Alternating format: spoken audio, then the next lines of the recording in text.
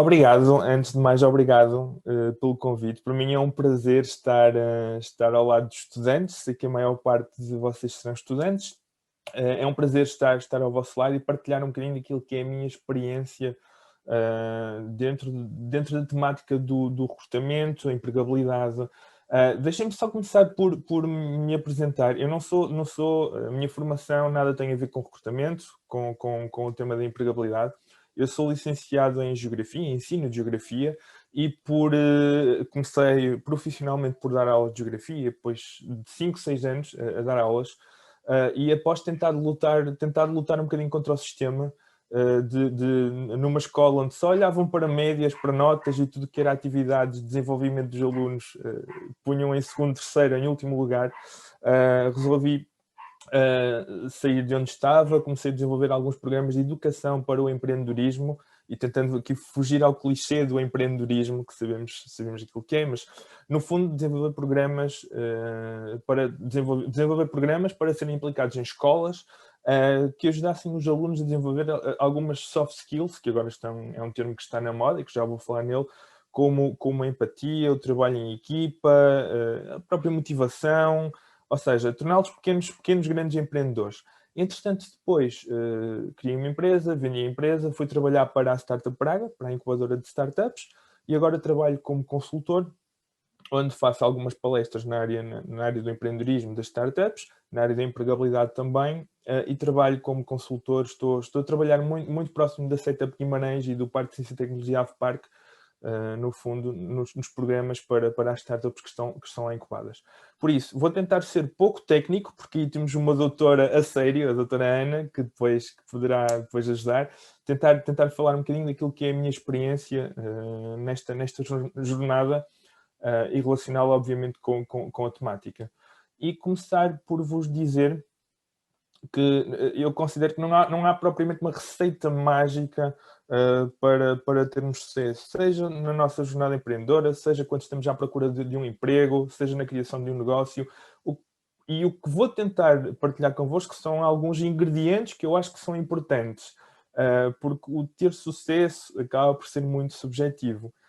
E queria começar também por partilhar um bocadinho, para além do que já falei, da minha história, que foi quando comecei. Eu fiz o curso de 5 anos na altura, antes de Bolonha, em ensino, geografia. Fiz um curso, sempre fui daqueles alunos muito pouco ativos na faculdade, ou seja, o suficiente, estudava, tirava boas notas, mas o resto passava-me um bocadinho ao lado, passava um bocadinho despercebido. Pá, estava interessado em fazer o curso, tirar boas notas, mas pá, quando acabei o curso, pensei, ok, vou dar aulas. Comecei a mandar currículos, fui à minha primeira entrevista num colégio e eu estava lá, estava a olhar, à espera para a entrevista, estava a olhar para 5 ou 6 pessoas que estavam sentadas ao meu lado, que estavam também para a entrevista, e eu estava a pensar que estava metido numa alhada, porque eu tinha uma média que não era nada de especial, mas eu estava a pensar, como é que eu agora na entrevista me vou distinguir deles? Eles provavelmente têm médias melhores, têm mais experiência, pá, eu não tenho experiência nenhuma, pá, fiz o curso, e como é que eu me vou distinguir da malta que está ali sentada? Acabou por correr bem, fiquei, mas fica, e como a maior parte de vocês são estudantes, fica já aqui um alerta. Vocês têm que preparar a entrada no vosso mercado de trabalho o mais cedo possível. Mesmo enquanto estão a estudar, pá, participem em eventos, organizem eventos, participem em associações académicas, pá, façam coisas que vos permitam ter alguma experiência e que, obviamente, depois, quando forem a uma entrevista, quando estiverem à procura quando estiverem efetivamente a entrar no mercado de trabalho, é isso que vos vai distinguir dos outros que estão sentados ao vosso lado, à espera para a entrevista. No fundo, da concorrência, no fundo, aqui, entre aspas. E é essa a experiência. E muitas vezes, numa entrevista, quando pedem alguém com experiência, pode ser alguém recém-licenciado, mas o que nós fazemos ao longo do curso é muito importante. Até podemos estar 2 ou 3 anos desempregados, mas o importante é o que é que fizemos enquanto estivemos desempregados. Se temos formação, se aprendemos, okay, e isso é mais importante do que a experiência é muito importante. Vivemos efetivamente uma mudança naquilo que é o paradigma, no ecossistema laboral e obviamente também naquilo que é, e isso reflete naquilo que é o recrutamento. E pensando um bocadinho nos meus pais, que têm 70 anos, nos vossos avós, ter sucesso na altura era ter um emprego, era estar 40 anos no mesmo emprego, era ter um emprego para a vida. E hoje em dia não é bem assim. Muitos de vocês vão trabalhar em empregos que ainda nem sequer existem. E falamos, não vou aqui entrar na Revolução 4, na Indústria 4.0, nem na Revolução, na quarta ou na quinta Revolução Industrial, que já se fala, mas efetivamente vivemos numa mudança de paradigma em que teremos menos gente a trabalhar em fábricas, por exemplo, nas máquinas, no chão de fábrica, e cada vez mais gente por trás dos computadores, a desenvolver máquinas. E obviamente que isso também tem mudado a forma como, a meu ver, na minha opinião, as empresas recrutam.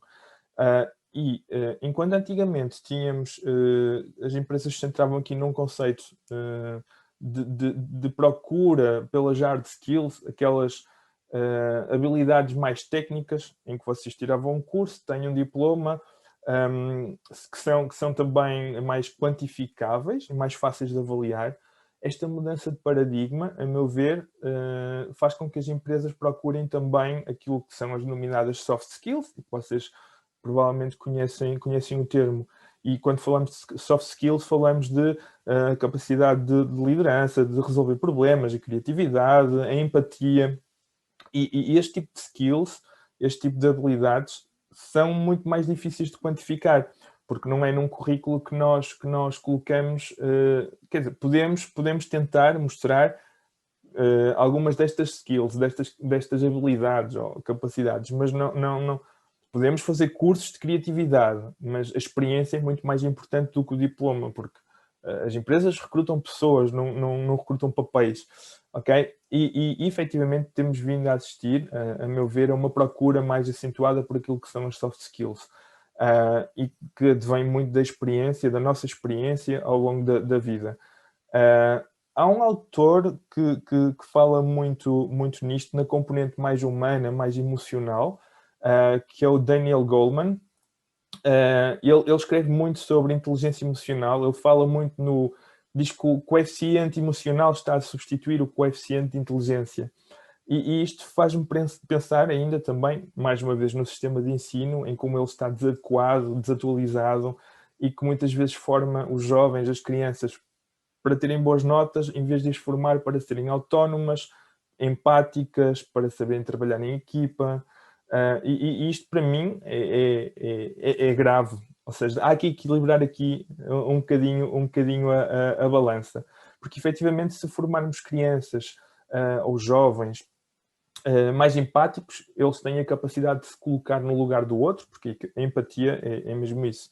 E efetivamente, em contexto de trabalho, em contexto de emprego, essa empatia é importante, porque é aquilo que nos dá a capacidade de negociar melhor, por exemplo. E no fundo, dia a dia, nós estamos constantemente a negociar. E aqui a comunicação também, obviamente, que é importante. No fundo, para mim, eu acho que a empatia é contagiosa, é aquilo que nos une enquanto sociedade e é algo que as empresas também procuram. Há alguns estudos que eu tenho estado a ler sobre isto, e há alguns estudos que dizem que nós somos seres empáticos por natureza. E o bocejar, nós normalmente bocejamos quando vemos alguém bocejar. E isso, o nosso cérebro acaba por... Não vou entrar aqui numa área que também não domino, na área do sistema nervoso e do cérebro, mas efetivamente prova um bocadinho esse facto da empatia ser contagiosa, porque o cérebro, sendo plástico, aprende e imita também. E o bocejar é precisamente um reflexo do facto de sermos seres empáticos por natureza. Por isso é que eu acho que é também uma habilidade que conseguimos, que é inata, mas que conseguimos desenvolver mais. Ok? Avançando mais um bocadinho, e se calhar para uma parte mais específica, que é o que é que as empresas procuram, e eu aqui vou-me focar mais na parte emocional, humana, menos na parte técnica. Eu fui colocando aqui alguns termos que eu acho que são importantes, e depois a doutora Ana, que é mesmo para nesta área, poderá ajudar aqui a reforçar, ou não. Eu acho que aqui a polivalência e a adaptabilidade é muito importante. E nós vimos agora no contexto de pandemia, em que muitas pessoas tiveram que obrigatoriamente ir trabalhar para as suas casas, trabalho remoto. O facto a capacidade delas saberem adaptar a estas novas tecnologias, porque para nós agora é normal, é fácil usarmos um Zoom, um Skype, mas para muita gente não era, é uma característica também importante. Ou seja, essa capacidade de adaptar, as empresas olham também para o facto dos colaboradores terem a capacidade de se adaptar, de desempenhar funções muitas vezes diferentes daquilo que são contratadas. Ao facto de terem esta capacidade de aprender e de quererem aprender e de não responderem, olha, não, isto não é para mim, isto é tecnologia jamais, ok? E as empresas procuram efetivamente pessoas que sejam abertas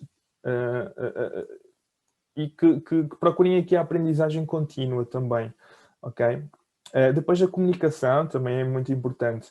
Saber comunicar, para mim, é uma das características mais importantes, porque e quando eu falo em saber comunicar, falo também em saber ouvir, em saber adaptar a linguagem ao contexto onde estamos, porque é diferente se estamos a falar com o Presidente da República ou com os colegas de trabalho, apresentar as nossas ideias de forma adequada, e efetivamente, se soubermos comunicar bem, passamos também uma imagem de que somos mais confiáveis, ok? E faz com que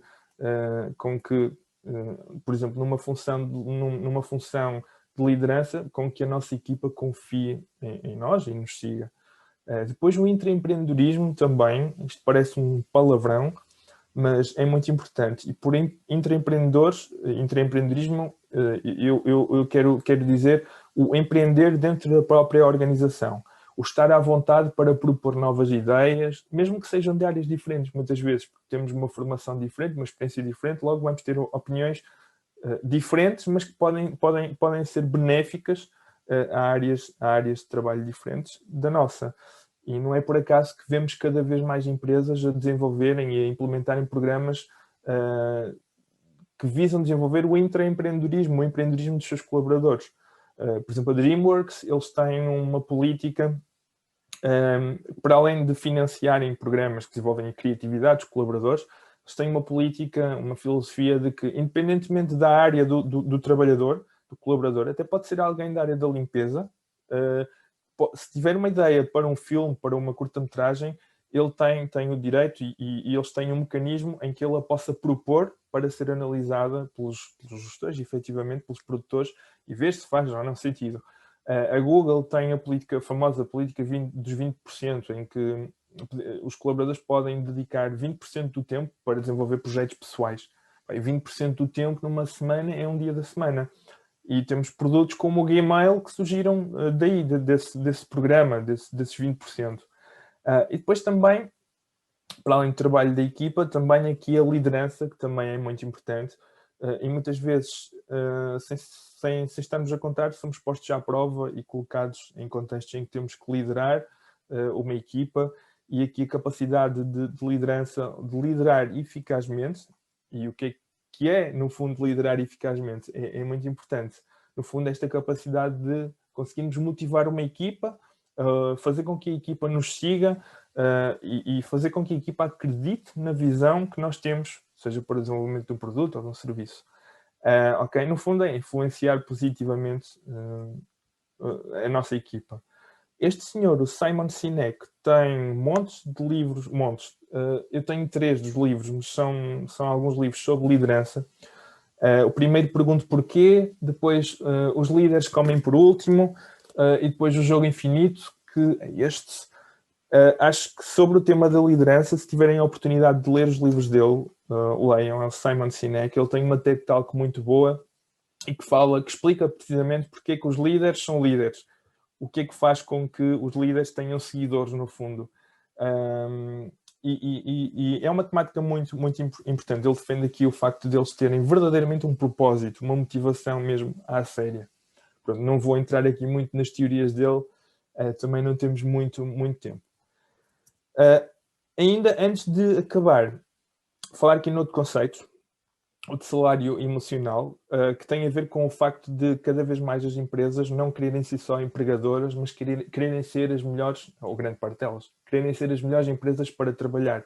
E então, muitas vezes, para além do ordenado normal, oferecem um conjunto de benefícios, como horários flexíveis, seguros, refeições, o próprio trabalho à distância, agora em contexto de pandemia é diferente, espaços de lazer na própria empresa para que os colaboradores se sintam bem enquanto trabalham nas empresas. Isto também a meu ver, um dos paradigmas, um dos pontos de mudança no futuro.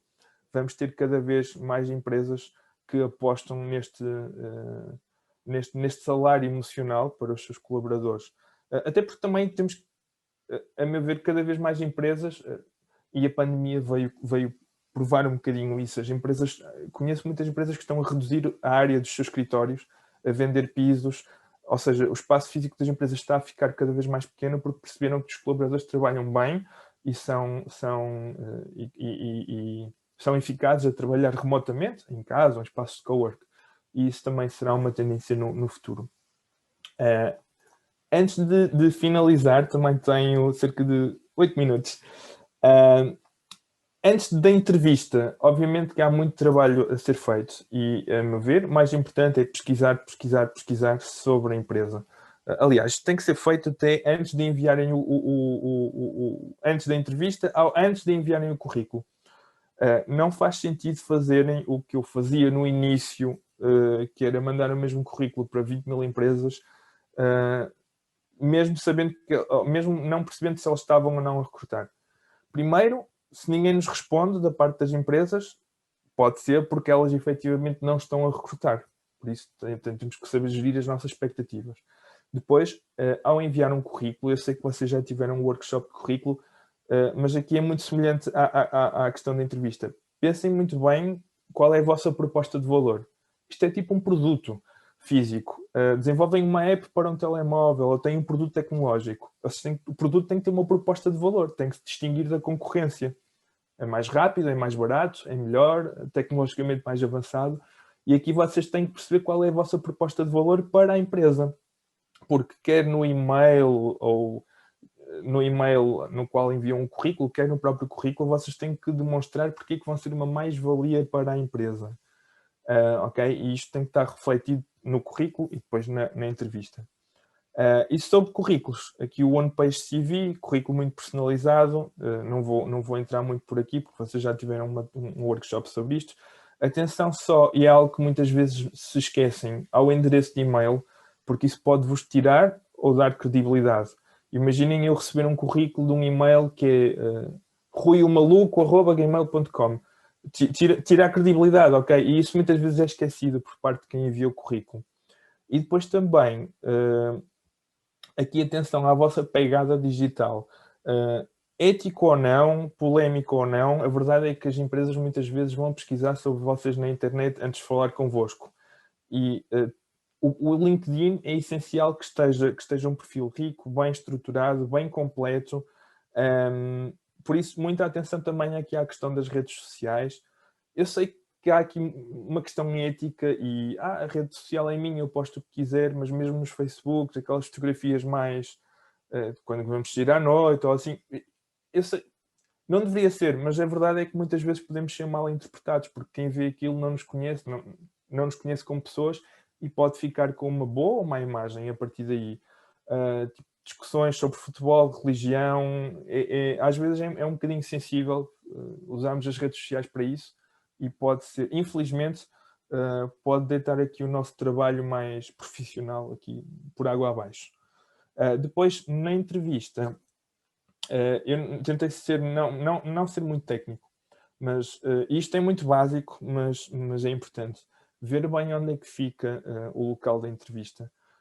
Não, para evitar atrasos, obviamente, e já vi pessoas a serem recrutadas, ou seja, não sabendo muito bem onde é que era o local da entrevista, mas por telefone dizer, olha, não faz mal, eu não sei, não conheço, mas eu chego lá pelo Google, é fácil. E no momento da entrevista dizer, olha, não, vamos contratá-la, você foi a única pessoa que descomplicou e que disse, não, eu desenrasco-me, vou procurar onde é que é. Então, atenção ao local da entrevista, ver onde é que fica a empresa localizada, onde é que é o local da entrevista, porque é muito importante. O chegar a horas, de preferência 10, 15 minutinhos antes, não 2 horas antes. A imagem e a roupa adequadas, e aqui é um bocadinho básico, mas é importante. Se for um emprego formal, obviamente devemos ir um bocadinho mais formalmente vestidos. Se for informal, devemos adaptar, lá está, adaptar um bocadinho ao contexto e podemos ir com uma roupa mais informal. E aqui, ao máximo, tentar estudar e prever as perguntas, e isto é, se calhar, a parte mais difícil, mas também é importante tentar estudar e prever as perguntas que nos poderão fazer. E, obviamente, há aquelas 3 ou 4 perguntas básicas que nós sabemos que eles vão perguntar, que é, fale mais sobre si, porque é que se candidatou a este emprego, qual é a sua expectativa salarial, ou alguns desafios que podem colocar, algumas perguntas que nos parecem um bocadinho demasiado fora da caixa, tipo, quantas bolas cabem no campo de futebol, coisas assim. E o objetivo não é, obviamente, vocês chegarem a uma resposta certa, porque é difícil, mas é perceber se vocês conseguem tentar raciocinar, ou seja, e se vocês descomplicam, ok? Mas, depois na entrevista, um bocadinho as dicas de há pouco, linguagem adequada, mais uma vez, quem está à nossa frente pode descontrair-nos, pode ser informal, mas não é propriamente o nosso amigo. Nunca falar mal do empregador anterior, porque isso acaba logo por ali a nossa entrevista, mesmo que eles perguntem, nós temos que ter bom senso e não falar mal, não estamos num confessionário, porque o que ele vai pensar é, olha, se este tipo, estou a entrevistá-lo, ele está-me a falar mal do patrão anterior, quando ele sair da minha empresa vai falar mal de mim, ok? E às vezes estamos demasiado à vontade nas entrevistas e deixamos descair um bocadinho. Calma, descontração. Não, quando eles nos perguntam um bocadinho sobre nós, sobre a nossa história, o conto mais sobre si, tentar não citar o currículo, porque o currículo tem à frente, mas tentar completar a informação com um storytelling bonito, se calhar complementar o currículo, porque é isso que eles efetivamente procuram. Depois, lembrem-se sempre que ter um bom currículo não basta. Empresas contratam pessoas, não contratam papel, por isso o currículo é um bom ingrediente, mas não é tudo. E pronto. E acho que estou dentro de tempo. Era mais ou menos isto. Não sei se tem questões. Eu não fui acompanhando o chat, mas vou abrir aqui no instante. Ok. Estejam à vontade para questões. À vontadinha mesmo.